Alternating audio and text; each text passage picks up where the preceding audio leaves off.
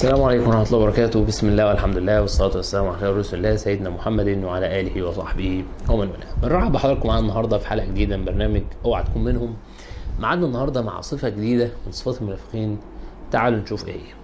وإذا تولى سعى في الأرض ليفسد فيها ويهلك الحرث والنسل والله لا يحب الفساد. الصفة دي ربنا سبحانه وتعالى بيكلمنا فيها عن نوع من الناس للأسف كل هدفهم في الحياة ان هو يعمل وقيعة بين المسلمين، هو ده شغلته. ودي ابتدينا نشوفها الايام دي بالذات بشكل كبير جدا جدا جدا مع انتشار الفضائيات والمواقع. تلاقي برنامج او قناة كل شغلته انه عايز يوقع الشعب ده في الشعب ده، والفئة دي في الفئة دي، والحزب ده في الحزب ده، والناس دول في الناس دول. عشان ايه؟ عشان يجيب نسب مشاهدة بس. فتلاقي مثلا رياضي يقوم متصل مثلا بواحد من الاهلي، يقوم مدخله على التليفون، معانا فلان الفلاني، يقوم داخل بتاع الاهلي يقعد يشتم في الزمالك واللي جابوا الزمالك وجمهور الزمالك ومش عارف ايه.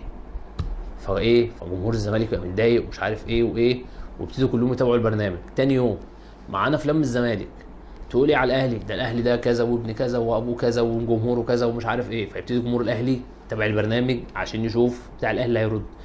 فالراجل عمل ايه دلوقتي؟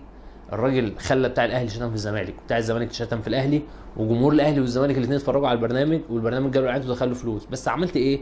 الاثنين بقوا مش طايقين بعض. انت عملت كارثه. انت خليت في ناس قاعده طول الليل والنهار بتشتم في بعض، جمهور الاهلي بيشتم في جمهور الزمالك وجمهور الزمالك بيشتم في جمهور الاهلي. فاذا انت كل هدفك ان انت عايز تعمل وقاعه من المسلمين، عايز تلم فلوس على حساب اي حاجه. تلاقي برامج تانية مثلا يقعد برنامج مثلا المشاكل اللي كلنا عارفينها اللي بين الجزائر والمغرب، تلاقي مثلا قناه جزائريه تقعد تشتم في المغرب، قناه مغربيه تقعد تشتم في الجزائر، فده يشتم في ده وده يتابع ده. فقناه عملت ايه؟ قناه جابت فلوس وجابت اعلانات، بس الشعب الجزائري والشعب المغربي بينهم شحنات او بيشتموا بعض وبيتخانقوا مع بعض. فاذا في بينا اللي كل هدفهم الوقاع بين الناس، هو ما عندوش في دماغه اي حاجه غير ان هو عايز فلوس.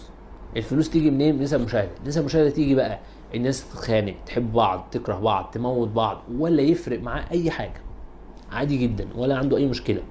فاذا النوع ده ربنا عز وجل بيقول لك ان ده نوع من المنافقين. والقنوات اللي بتعمل كده دي قنوات قائمه على النفاق، واللي قائمين عليها ناس منافقين بيقول لك احذرهم وحاول تقاطعهم وحاول تقاطع القنوات دي والمواقع دي. والناس اللي بتحاول دايما توقع كل الناس في بعض بيقول لك احذر منهم. يقول الله عز وجل انما المؤمنون اخوه فاصلحوا بين اخويكم. ده المفروض ده دور الناس دي، ان لو حصلت مشكله هو كاعلامي ان هو يحاول يحلها. اما يلاقي ده زعلان من ده يحاول يلطف الجو ويرطبه ويقرب الناس لبعض. دي شغلته، مش شغلته ان هو يولع الدنيا. في ناس شغلتها كده، هو قاعد اقل مشكله يكبرها قد كده عشان يوقع الناس في بعض. فبنقول لك احذر ان كل دول منافقين بشهاده القران الكريم. فاذا اوعى تكون انت من النوع ده اللي برضه دايما بتوقع الناس في بعض وبتسخن ده على ده وتروح لده. اوعى تسكت له. وتسكت له ازاي وانت قليل؟ ده انت مش عارف انت من عيله مين ومش عارف ايه، وهو مستهيفك وهو ايه وايه. كل اللي بتعمله انك عمال تسخن الناس على بعض. لا، حاول تكون من النوع اللي هو دايما بتهدي الناس. ده زعلان تقول له معلش ما كانش يقصد، طب مش عارف ايه، طب تحاول نحلها، طب تكلم ده ونعمل قعده. تكون من النوع ده، لان النوع اللي بيوقع الناس في بعض ده من المنافقين اللي نعوذ بالله عز وجل ان نكون منهم. سبحانك اللهم وبحمدك نشهد ان لا اله الا انت نستغفرك ونتوب اليك. السلام عليكم ورحمه الله وبركاته. لا تنسوا الإعجاب بالفيديو والاشتراك في القناة تشجيعا لنا لنستمر بنشر المزيد إن شاء الله.